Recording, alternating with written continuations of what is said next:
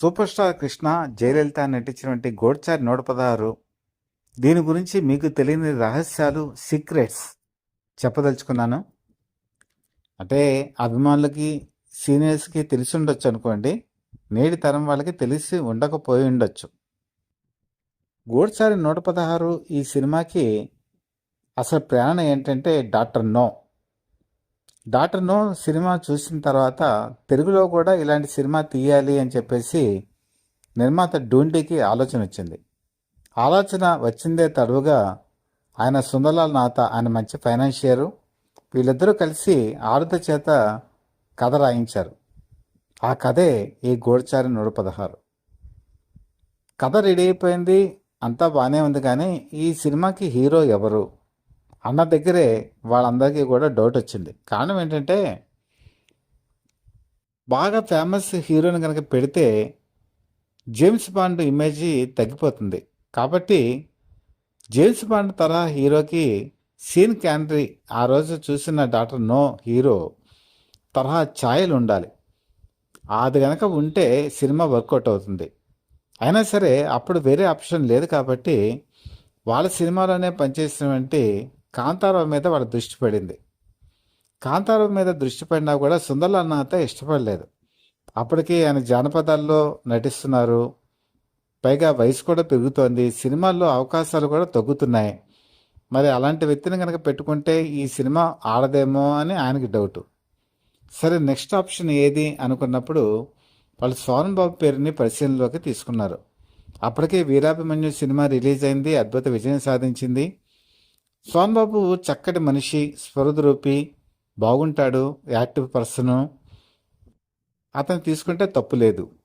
కాకపోతే ఇక్కడ వాళ్ళు నిర్ణయించుకుంది కూడా సోహన్ బాబునే. వీరాభిమన్యు కలెక్షన్స్ వాళ్ళకి మంచి విజయాన్ని తీసుకొచ్చాయి. హీరోయిన్ విషయంకి వచ్చేప్పటికి కాంతారావు అనుకున్నప్పుడు రాజశ్రీ అని చెప్పి అనుకున్నారు. కాంతారావు పక్కకి వెళ్ళిపోవడంతో రాజశ్రీ కూడా పక్కకి వెళ్ళిపోయారు. సోహన్ బాబు అనుకున్నప్పుడు కాంచన అనుకున్నారు, ఎందుకంటే వీరాభిమన్యు కాంబినేషన్ అదే కాబట్టి. కాంచనతో ప్రాబ్లం ఏమొచ్చిందంటే కాంచన అప్పటికే బిజీ అయిపోయారు. కాంచన కాల్ షీట్లు దొరకటమే కష్టంగా ఉంది. మరో పక్కన జయలలిత తమిళనాడులో మంచి బిజీగా ఉన్నారు. ఆవిడైతే జేమ్స్ బాండ్ తరహా సినిమాకి అట్రాక్టివ్గా ఉంటారు, సూట్ అవుతారన్న ఆలోచన వాళ్ళు జయలలిత వైపు మొగ్గు చూపేలా చేసింది.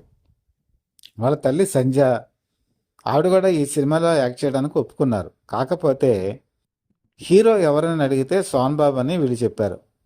ఆవిడ అక్కడే ఒక కండిషన్ పెట్టారు, సోహన్ బాబు అయితే మాత్రం మా అమ్మాయి నటించదు అని. కారణం ఏంటి అని వీళ్ళు అడిగితే, సంజయ్ హీరోయిన్గా నటిస్తున్నట్టు కాలంలో సోహన్ బాబు చిన్న తరహా వేషాలు వేసేవాళ్ళు, సైకిల్ తొక్కుకుంటూ స్టూడియోల చుట్టూ తిరిగేటువంటి రోజులు అప్పుడు ఈవిడ చూశారు.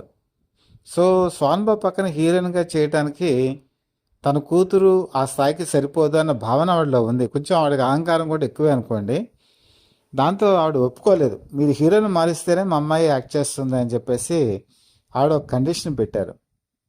జనలకు ఎలా ఉంటుందంటే టెండెన్సీ, వాళ్ళున్న పరిస్థితుల్లో తమిళనాడులో కూడా వీరికి డిమాండ్ ఉంది కాబట్టి ఆ సినిమా కనుక రిలీజ్ చేస్తే డబ్బులు వస్తాయనే ఉద్దేశంతో వాళ్ళు ఆ కండిషన్కి ఒప్పుకొని సోహన్ బాబుకి గెస్ట్ తరహా రోలు ఇందులో ఇవ్వటం జరిగింది.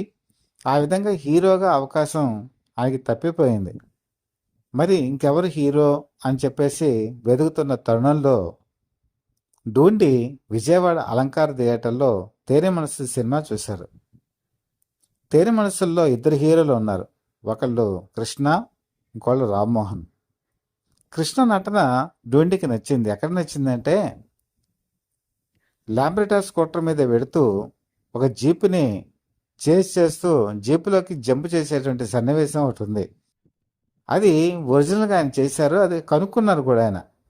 సో ఇతను స్టంట్స్ బాగా చేస్తున్నాడు, సాహసం ఉంది, ఇతనైతే సరిపోతాడు అని చెప్పేసి ఆయన నమ్మి ఆయన అప్రోచ్ అయ్యి కృష్ణని ఈ సినిమాలోకి తీసుకురావటం జరిగింది.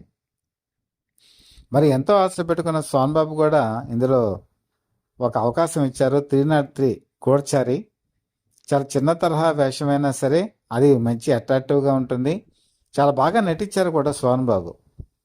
ఈ విధంగా చిన్న గెస్ట్ రోల్తోనే ఆయన సరిపెట్టుకోవాల్సి వచ్చింది. ఒక విధంగా చెప్పాలంటే ఇది మల్టీ స్టార్ మూవీ అని కూడా అనుకోవచ్చు. ఎందుకంటే కృష్ణ సోహన్ బాబు కలిసి నటించిన మొట్టమొదటి చిత్రం కూడా ఇదే. అయితే ఇక్కడ అసలు కృష్ణకి గుర్తింపు ఎక్కడొచ్చిందంటే ఒక లాడ్జిలో ఉన్నప్పుడు ఒక రూమ్లో ఆ రూమ్ని సెర్చ్ చేయడానికి ఒక బాడీ బిల్డర్ వస్తాడు. ఆ బాడీ బిల్డర్తో తలపడేటువంటి ఫైట్ సీక్వెన్స్ ఈ సినిమాకి హైలైట్. ఆల్మోస్ట్ ఆల్ హాలీవుడ్ తరహాలో ఈ స్టంట్ని తీశారు. ఈ చిన్న గదిలో చేసినటువంటి ఈ ఫైటు ఆ రోజు తెలుగు టాలీవుడ్లోనే ఒక సెన్సేషన్ క్రియేట్ చేసింది. అదే సూపర్ స్టార్గా గుర్తింపు తీసుకొచ్చేలా చేసింది. ఆ తర్వాత అనేక జేమ్స్ బాండ్ సినిమాలు రావడానికి ఇదే ప్రేరణ కూడా అయింది. అయితే దీనికి ఓపెనింగ్ ఏంటి చేయాలి అనుకున్నప్పుడు దేవుడి పటాల మీద జనరల్గా ఓపెనింగ్ షాట్ చేస్తారు. కానీ దేవుడి మీద తీయాలంటే ఇక్కడ జేమ్స్ బాండ్ సినిమా కదా, అవకాశం ఉండదు.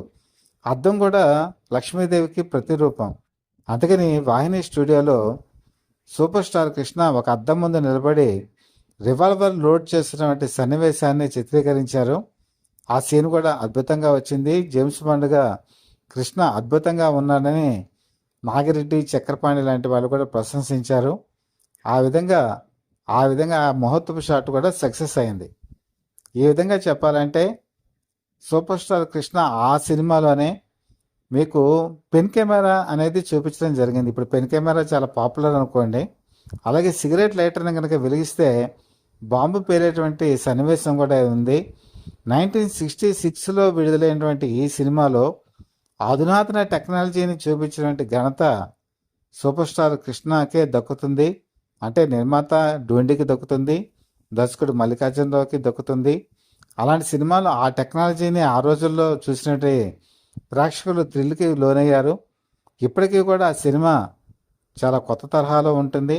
దీన్ని కలర్ కనుక చేసి డిజిటలైజేషన్ కనుక చేసి థియేటర్లో కనుక రిలీజ్ చేస్తే ఇప్పటికీ చూసే ప్రేక్షకులు ఉన్నారు. ఆ తరహాగా ఆలోచిస్తే బాగుంటుందేమో. ఏదైనా సరే తెలుగు సినిమా రంగంలో మరపురాని చిత్రం ఏదైనా ఉంది అంటే అది గోడ్చారి 116. రివాల్వర్ స్టైలిష్గా పట్టుకోవడం, గన్ను పేల్చడం, చేజింగులు, ఫైట్స్ ఇవన్నీ కూడా సూపర్ స్టార్ కృష్ణ చాలా అలవోకగా, నేర్పుగా, చాకచక్యంగా, స్టైలిష్గా చేశారు. ఈ సినిమా ఎప్పుడూ కూడా అభిమానులు పదిలంగా గుండెల్లో పెట్టుకుని చూసుకునేటువంటి చిత్రం. ఈ కంటెంట్ కనుక మీకు నచ్చినట్టయితే లైక్ చేయండి, బెల్ ఐకాన్ ప్రెస్ చేసి సబ్స్క్రైబ్ చేసుకొని మీ బ్లెస్సింగ్స్ మాకు అందజేయవలసిందిగా మనస్ఫూర్తిగా కోరుకుంటూ మీ మిత్రుడు శ్రేయోభిలాషి Satyavardha people live TV chief editor DVSS Krishnaprasad.